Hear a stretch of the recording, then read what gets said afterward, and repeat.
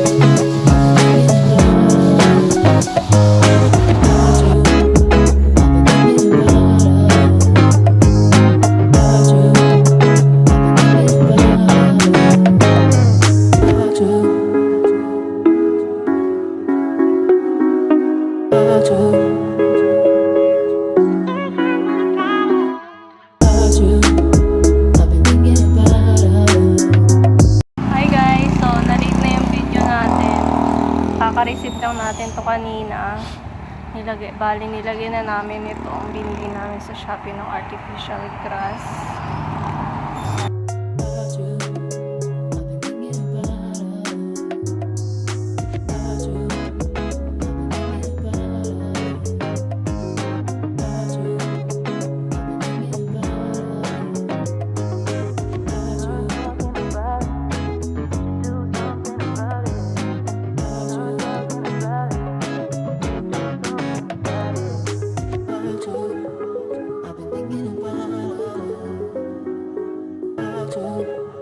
I've been thinking about